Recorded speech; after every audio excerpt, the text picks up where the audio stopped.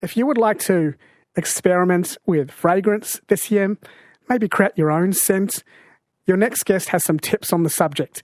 Miriam Young is the natural perfumer at Theoria Gold and is trained in the traditional French method. In a conversation covering how perfumes are made to some of the dangers of deodorant, I started by asking where her love of scent came from. I think I've always had a very enhanced sense of smell. As a child, I always loved smelling things, so clothing, objects, smelly rubbers, flowers in the garden. So I always had this enhanced smell. And then in the 70s, when perfume started coming out, my mum's first perfume was opium. And I just loved smelling her. And then from there, she moved into Anais, which was another sort of... But it was very cool in the 70s to wear perfume. It was kind of quite new. And I think I just fell in love with the mystical and magical side of perfume. And there was a specialness around it that really intrigued me. What were the smells of the 70s that really grabbed people? Well, for me, it's probably opium. That first, my mum's first perfume. I do remember buying opium incense as well. Because I don't remember it being a particularly fragrant, fruity scent, but can you describe the smell of the opium fragrance? So deep and mysterious, quite rich, so very woody, very earthly, and then the spice and the floral in there as well. So quite a mixture, quite deep, not so much of a top note. Yeah. So just to let you know, if you go into a shop and you pick up a bottle of perfume and you spray it on your hand, then or on your wrist, then what you're actually smelling to begin with is the top note. And I think the mistake people make is when they try on a perfume, they go, oh, I love it. They're smelling the top note. They buy the perfume, they walk out the door. On the way home, they're smelling the perfume. It's now drying down into the heart. And suddenly they don't like it anymore. And they go, oh, it's really changed. And that's because all perfume is made up of many components, top, heart and base. And it's based on volatility or tenacity. So quite often the top notes are citrus. That will dry down into the hearts, which is the florals, and also the spices. And then that will eventually dry down into the bases. So when you create a perfume, it's probably the most difficult thing in the world. Never do it. Yeah. It's like painting a picture, 17 different times because it's so multi-dimensional as it dries down.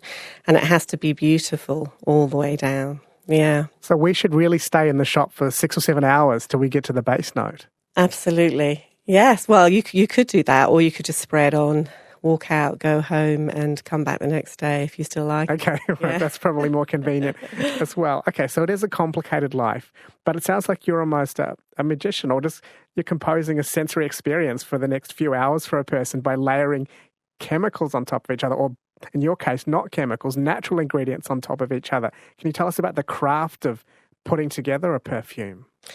Yeah, sure. It's quite a difficult thing to achieve because it's like a fine wine. So if you're creating a perfume, today you're making apple juice and it needs time to mature. So in the Queensland summer, that's probably about 3 weeks, luckily. So you have to wait 3 weeks to see whether you like it or not. So with how I create, and from probably the French traditional method, I would start with the heart. The heart of the perfume's very, very important. So the heart can last 2 hours.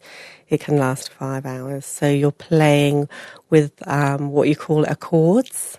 Yeah. So accords is a combination of notes. So perfume draws from many different types of languages. One is music, so a single note, so a single plant like grapefruit is known as a note. As soon as you combine it with other plants, other botanicals, then it becomes an accord. So what you're creating, or what I do initially, is create the heart accord. So a combination of notes just for the heart. And when I'm happy with that, I'll build on the top. And then when I'm happy with that, I'll build on the base. So Right. quite often you're working, one way to work anyway is with the accords to separate them out. Then you have to put all three of them together, and sometimes that doesn't work. So my very first perfume, which I created, Rose Amie, which means beloved rose, it took me 10 years to perfect. Because they just didn't fit together. Did you finally have an aha moment when you thought, oh, this is what I've been doing wrong for 9.9 years. This is what I should be doing now? I think you just keep going until you're 100% satisfied. But I'm sure a lot of artists, a lot of musicians must experience the same thing. Yeah. When is a song ever complete? When is a painting ever complete? When is a perfume ever complete? Right. At some point, you just have to go, okay, that's it, enough. And I think you bring in other people at that point, and you find 10 friends, and you ask them, give them 3 different versions, and you say, which one do you like the best?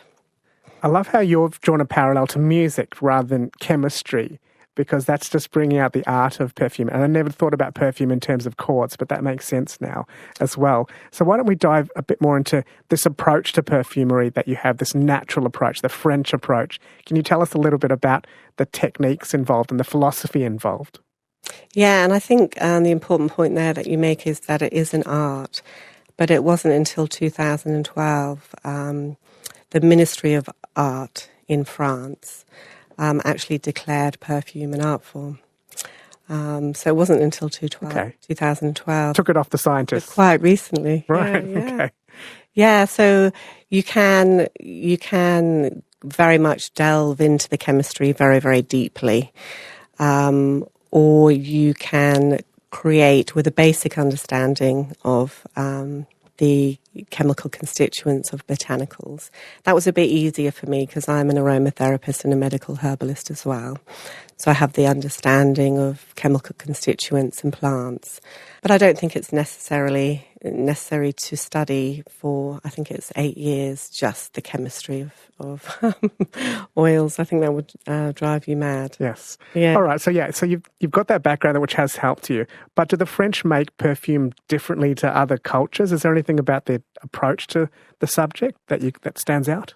So my teacher was a 4th generation perfumer from Paris. So her ancestors were soap makers from Paris.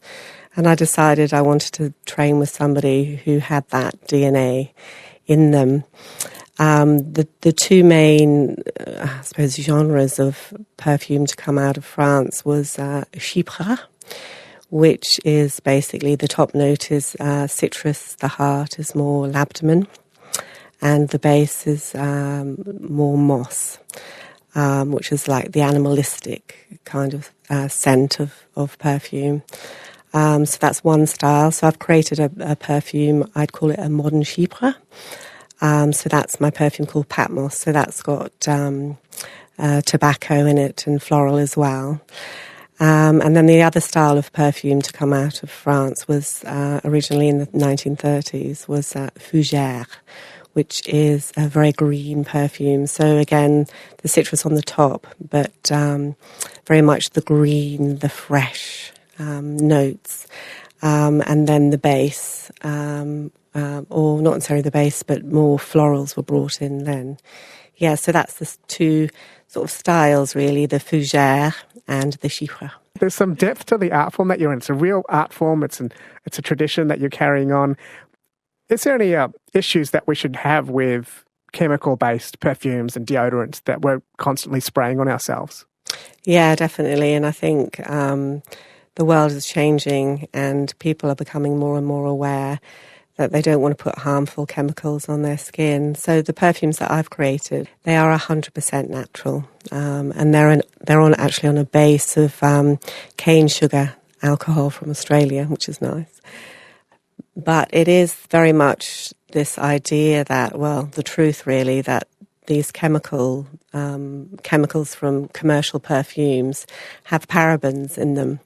And these parabens muck up our endocrine system and disrupt our hormones. And there's actually been a direct link now with these commercial perfumes, commercial deodorants, and they're saying that without a doubt now it's linked to cancer. So I think there's more and more natural perfumers coming out, more natural skincare products as well. And I think this is a really important move for our health, really. What's the role of a paraben in a conventional perfume or deodorant? It's tenacity, so it's sticking to the skin. Okay. So that's what makes natural perfume so difficult. You really have to get the balance right for it to stay on the skin. How do you get tenacity without a paraben now? Is there a natural approach to it? Balance. If your perfume's balanced, it will stick on your skin. Okay. Yeah. All right. Real science plus an art to it as well. Have you noticed any trends about Australians and Queenslanders, the kind of scents that we're into? Rose is always popular, but I think particularly in women above the age of 40. I think younger women, and I've noticed the way they dress is different. So they might wear really colourful clothing, and they might be quite extrovert in their personality. They're more likely to go for my Nuit d'Australie, which is, I think it's the only perfume in the world that actually has real pineapple in it. So it's a bit more out there, a bit more daring. Okay. And then I think there's a strong move towards unisex perfumes as well. So definitely women stealing their boyfriend's perfume. I think that's probably been going on for about 7 or 8 years. I think women don't want to wear that sort of floral powdery perfume anymore. They want those strong, rich, woody, earthly scents that their boyfriends are wearing. So they just run off with it. I do the reverse. Sometimes I stay at my parents' house and I wake up in the morning and I think, I've forgotten my deodorant perfume. I'll run into my parents' bedroom and I'll just get whatever's on their counter, which is often mum's floral jasmine kind of perfume as well. So I think I'm going the other way. Are men doing that as well? Oh, God, yeah, definitely. Absolutely. Yeah. And I think in the end, everything's unisex. Yeah. Let's have no rules anymore. Well, so that's a trend in many areas of society, isn't it? We're sort of crossing those borderlines. So is it the same thing happening in scent and fragrance as well? Yeah, definitely. Yeah, I've had a few men put my rose on, and it's absolutely gorgeous. What's your next project? What are you excited about in fragrance?